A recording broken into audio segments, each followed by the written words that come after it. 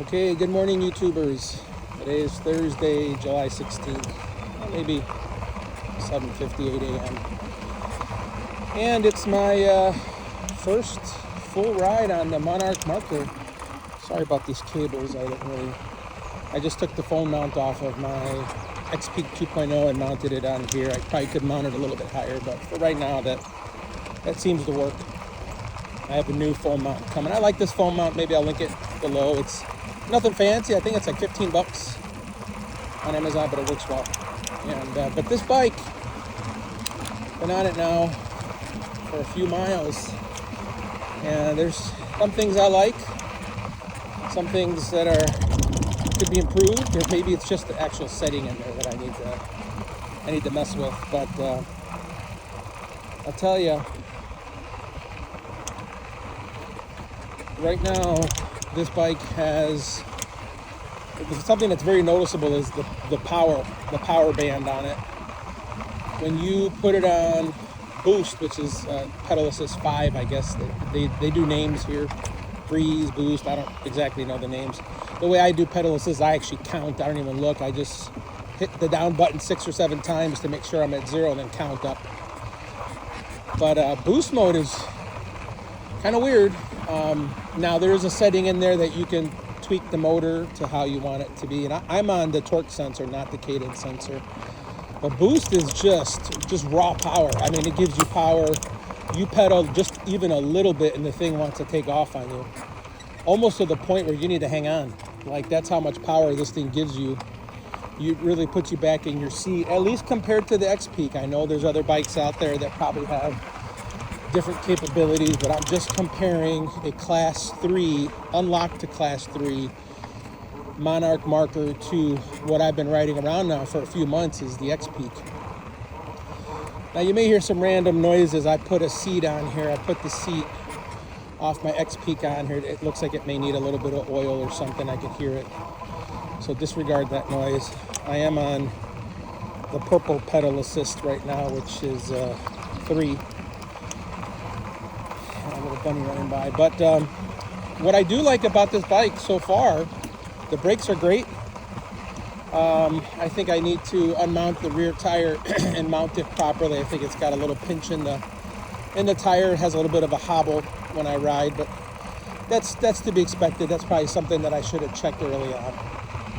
The hand grips have like this little platform on them that is, at first glance, you'll be like, nah, I'm not sure I'm gonna like that. Boy, those are the best.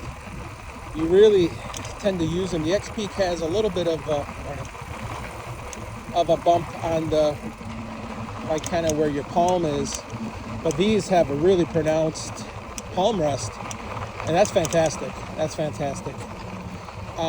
This bike, it has, I think it's a 9-speed versus the 8-speed on the XPeak. And I feel like this bike you can actually pedal. Like if you, I don't know, run into something, you run your battery out, you could pedal this bike home. You could pedal the XPeak too, but the XPeak is going to require a lot more effort. I don't know what it is. Maybe it's the upright seating on this bike. This bike is, like I mentioned yesterday, very, very upright. I mean, the handlebars are way up, nothing compared to the XPeak. I know a lot of people get the risers and different style handlebars, and that's because this bike wasn't available. But now that this bike is available, if you're considering getting an XPeak and modifying the handlebars and getting risers, don't waste your time. Just go ahead and get the Monarch. Either one of the two. I kind of like the fat tire bikes, but I'm sure their Tracer would probably do this path just fine as well. And probably with a little more power because of the weight. The bike is, maybe 10 pounds lighter.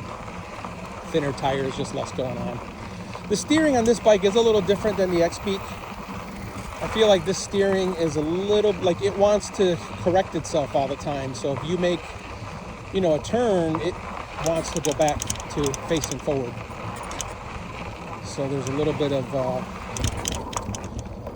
give and take there, where the XPeak, I feel like if you turn the handlebars of the XPeak, they will stay turned more than this one. I mean, any bike will try to correct itself, but you could feel it more on this bike than you can on the XPeak. The XPeak is a very comfortable ride. Now that I upgraded the seat on this, now the XPeak does have the suspension seat post, which does help a little bit, but the seat made the biggest difference. Now that I have the seat on here based on the stock seat, I would say when you order the bike, order the seat too. I don't care what kind of seat you get. I have the Lectric upgraded seat, which is a very wide seat, and that seems to work. I'm sure there are more comfortable ones out there, but when I ordered my XPeak, after reading all the reviews and whatnot, I went with just what they had. If I find a better seat, I will let you guys know, but for right now, the seat is a massive upgrade compared to what comes stock with the XPeak for sure, because that one is a whole different level. The Monarch does come with a little bit of a better seat, but still needs to be upgraded. The suspension seat post, like I said, I'm not sure yet. The jury's out on it. I've seen those other suspension seat posts that have like a knuckle on them. I may get one of those at some point. But right now, this is comfortable enough for me to ride my 23 miles that I will do today on the Marker. The brakes are great. The tires are great. I feel like the front fork on the XPeak is a little bit nicer than this one. I can't exactly explain it, but I feel that the XPeak fork is a little bit softer. Now I have this one set to as soft as it goes. The preload is all the way out. It is unlocked. It is as soft as it goes. And I feel like the XPeak has a little more travel. I mean, I think they're both the same amount of travel, but I can't get this one to compress enough because it's not as soft as the Renegade fork on the XPeak. So I would give, if you compare fork to fork, I would take the nod on the XPeak. I like that fork a lot better. Now, if you put that fork on here, that'd be kind of a little bit of a game changer. But maybe because this bike is still brand new. This bike is still new, so maybe it takes a little bit of time for things to wear in. So I'm still breaking this bike in. But the upright positioning, this bike is much more comfortable than the XPeak.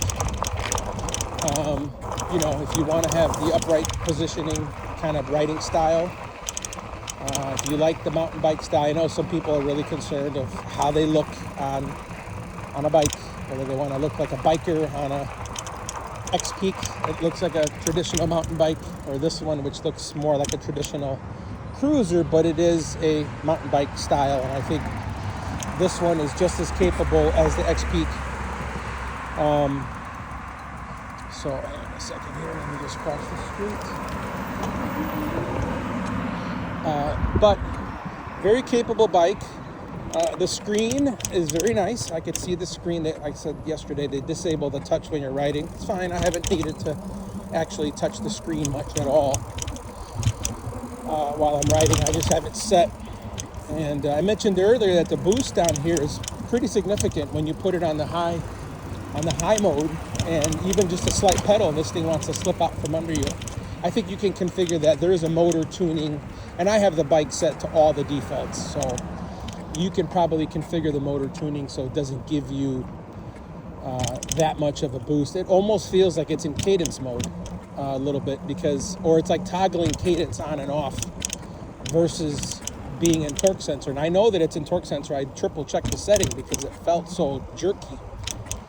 But it almost feels like it's in cadence, because in cadence, if you guys don't know, it's just, you just have to move the pedals and the bike gives you 100%. Where torque, it's trying to match what you're giving it. So you're giving it 50%, it's giving you 50% of the power band that you're in, roughly, something along those lines. So it makes it feel more natural. So as you're, pedaling hard, the bike is going to give you more power. Where if, like for example, if I'm on boost, but I'm just kind of doing like a little bit of a ghost pedal in torque mode, it's not going to accelerate me all the way. It's going to just kind of go slow. But if I mash on the pedals, it will mash on the throttle, if you will.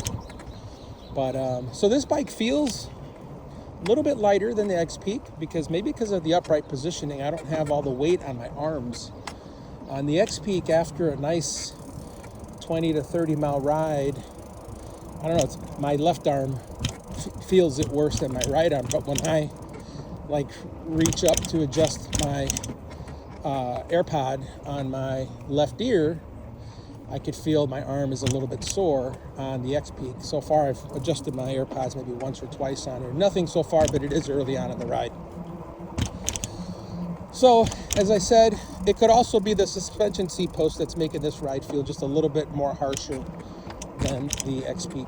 I don't know. I didn't think the suspension seat post made that much of a difference because you really don't feel it. The XPeak, like I said, feels a little bit smoother, and like I said, maybe because of the suspension components. This fork, I think, was made by Monarch, where the Renegade is according to everything you read, it's a $400 fork, but it's outsourced. It's not made by Lectric, made by Renegade. Here's a little bit of an uphill. I'm going to give you guys a showing here of putting it into boost and just letting it go. You can see she accelerates. Right now I'm already at 20 with very little pedal effort. I mean, almost to the point where I need to slow down, at least on this trail. Geez. It's too fast. It really takes off. It really takes off. Let me lower my pedal. Let's just turn it off now. It really takes off on you. I gotta really slow down here. I haven't taken this bike. You know, when I bought it, it had 30 psi in each tires. Actually, maybe even 35. And I thought maybe yesterday when I rode it, that was contributing it. So I lowered the tire pressure to 25 on both. These are pre-filled with slime. I think the XPeak may be as well. I mean, I'm not feeling anything like sloshing around, anything with the weight. You can see a little bit of green coming out of the air valve. So I think they say when you fill up these tires, you want the valve up to the top, so it doesn't backflow any of that slime into your, your equipment or anything along those lines, especially when you're trying to take air out. Now, the controls on this, the XPeak are way simplified.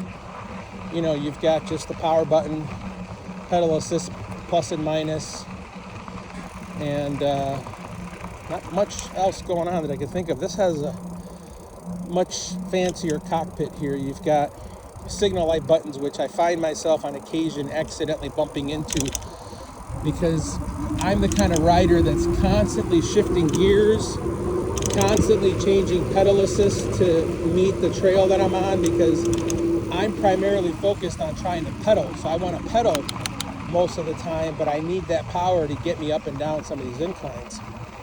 So I'll reach over and I'll accidentally hit a signal light. Especially if it's bumpy, for sure, you'll just start hitting signal lights. Good thing that those turn off after maybe 30 blinks. I forgot what it is, don't quote me on that, but it will auto turn off. So that's nice. But the signal light buttons are almost as big as the pedal assist buttons.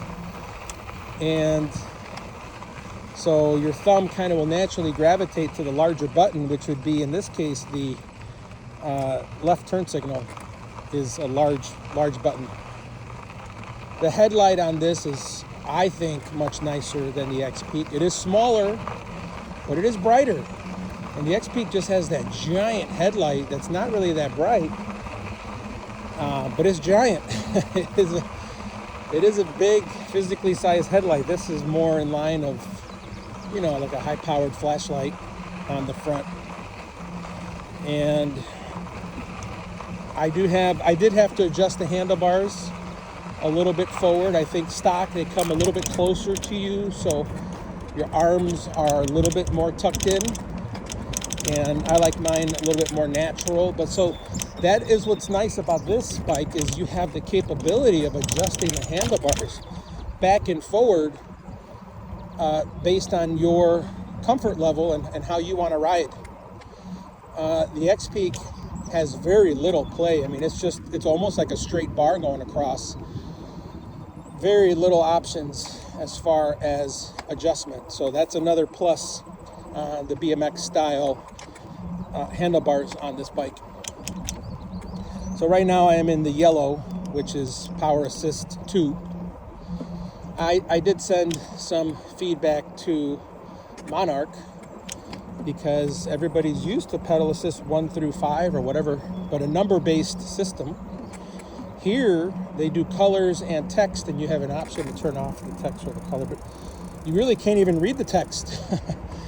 So you can see the color, it's just a little yellow dot on the bottom left side, but you can't even read the text underneath it. So I've been trying to memorize the colors, but lately I just go all the way down and count my way up. So hopefully these bikes don't have a problem with the constant amount of times that I'm changing the power. So you'll hear it throughout the whole video. I'm always changing gears and pedaling. Here goes boost. Go up this nice incline. No problem. No problem at all. Man, this thing, it really wants to take off. I feel like boost, like I mentioned earlier, it really turns into a cadence sensor, because you provide almost no power to the pedals. You're basically ghost pedaling, and this thing is trying to hit 28 miles an hour, 27, 28 miles an hour. It's really taking off on you. As I look at the screen here, I see my battery, which was fully charged when I started, has dropped. I'm starting to see a little bit of a white coloring on the right side, just kind of showing you that you've used up some of your battery.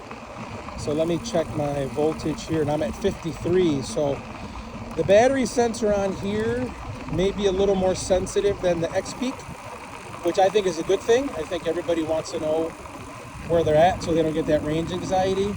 The XPeak will stay fully charged down to like maybe 49 volts, which is not fully charged.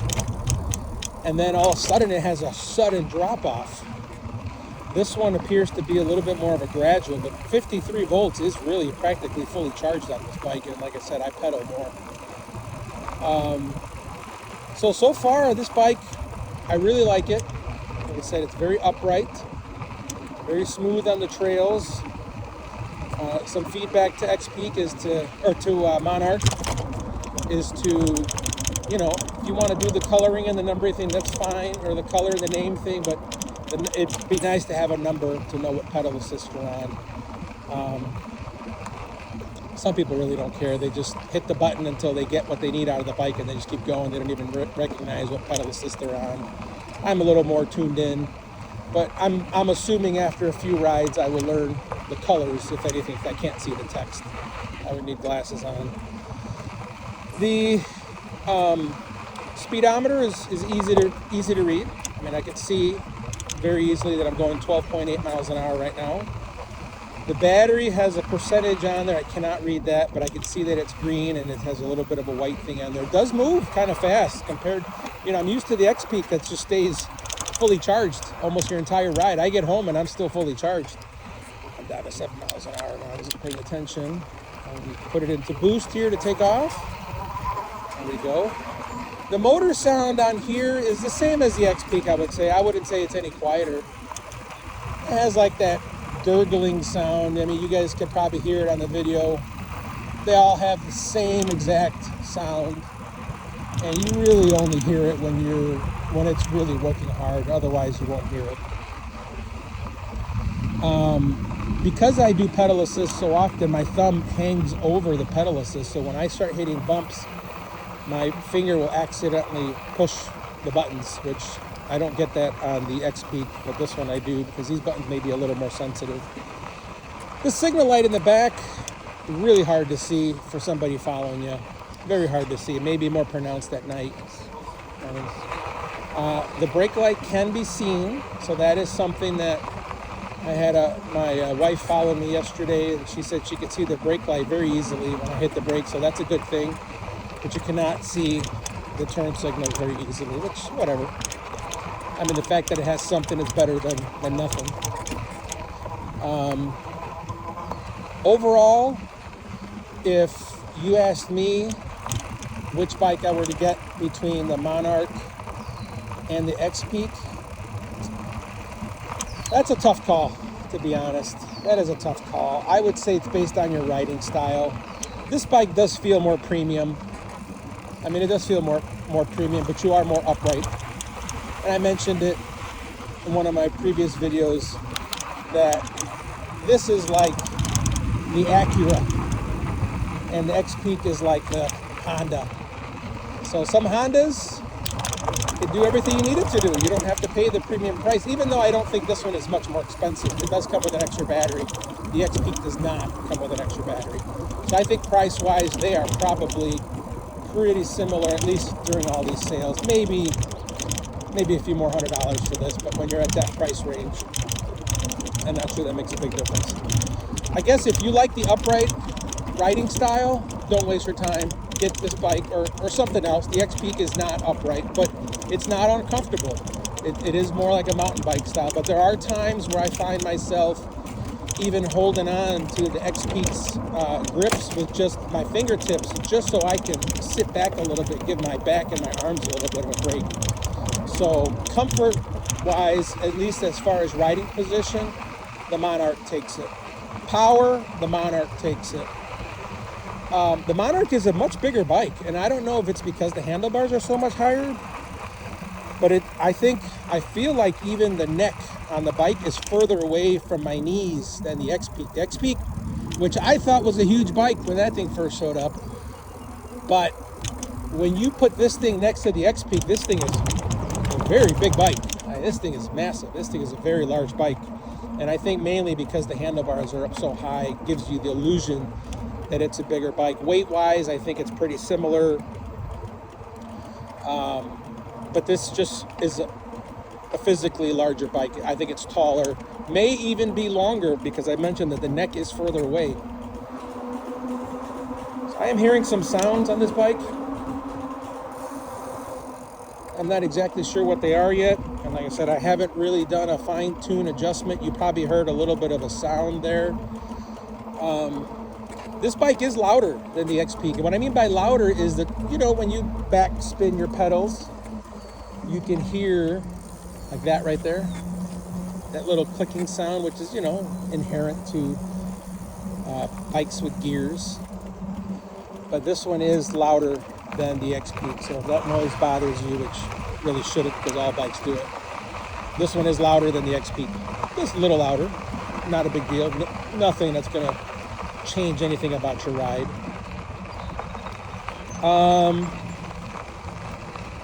It has very similar parts to the XPeak. It has the axle in the front. That's a, whatever they call it, a through axle, which is you basically loosen the clamp, unscrew, and the entire axle comes out. It's kind of neat. I mean, no complaints there. The brakes on here are much nicer. But if I had to pick between the two, I don't know, I'm a little torn. I haven't rode this one long enough, and I haven't really changed the settings.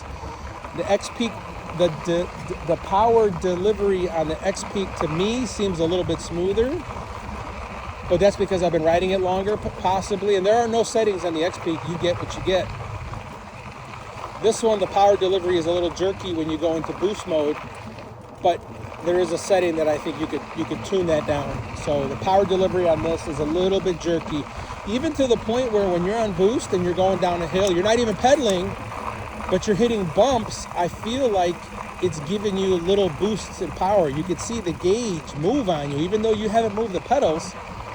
But just the bumping of the bike is causing the motor to give you power on and off, so you can feel the bike jerking a little bit on you.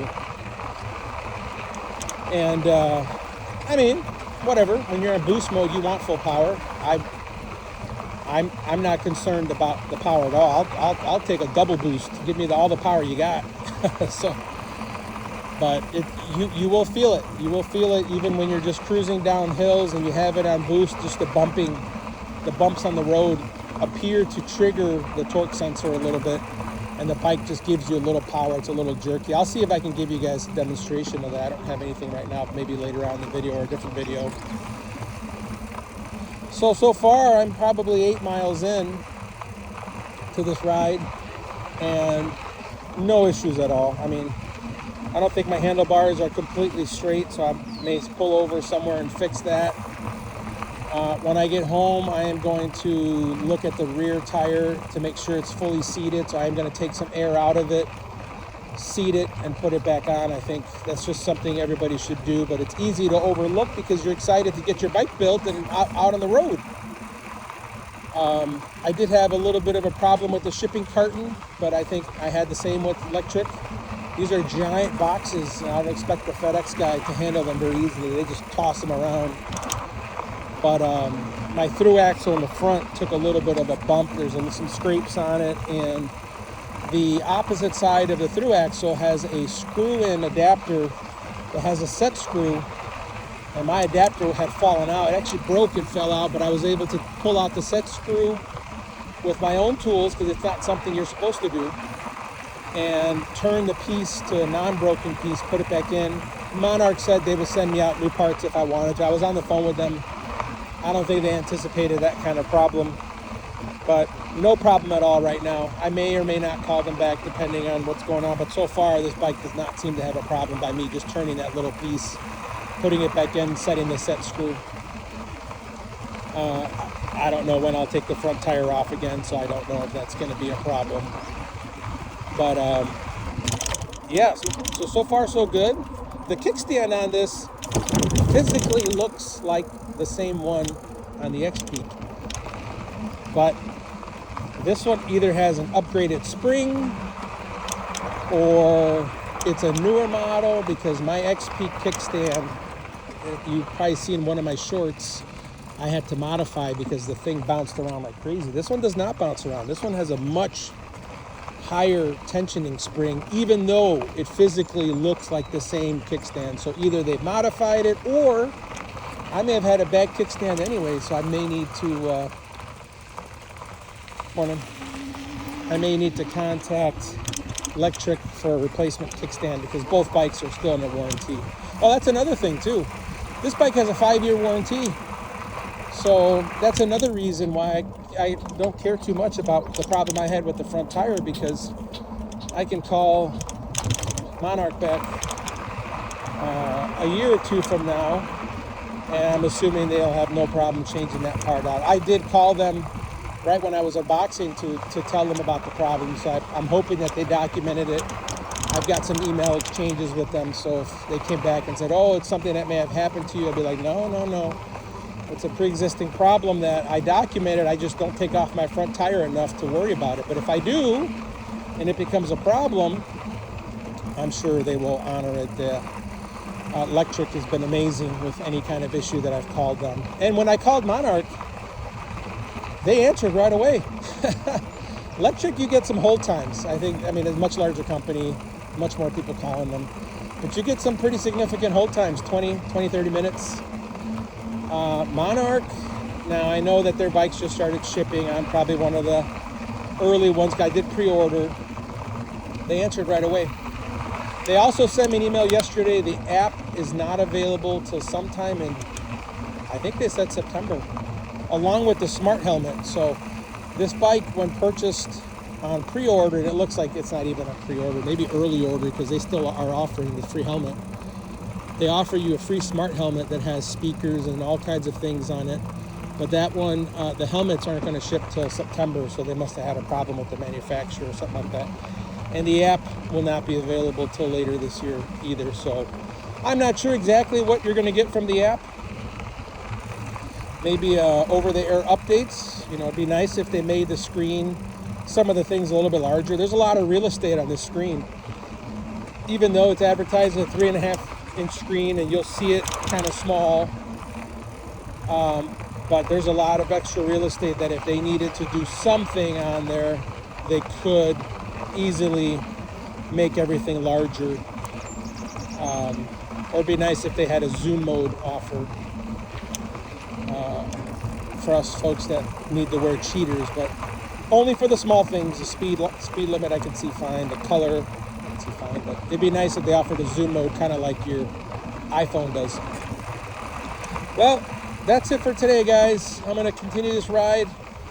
I'll come out tomorrow and maybe ride the same bike and give you guys some more feedback after I fix the tire.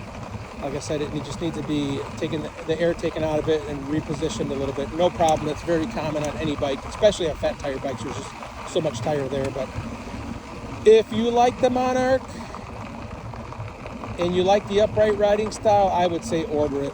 It is a good bike. If you like the Lectric Ecosphere, if you will, great customer service. I think the largest seller of e-bikes, and Monarch, a sister company. So there's a lot that they share. So if you like Lectric and you want the Acura over the Honda, go ahead and get the Monarch, and I guess get whichever one you want, the Tracer or the Marker. And if you have any questions, feel free to ask below, and don't forget to like and subscribe. All right, over and out.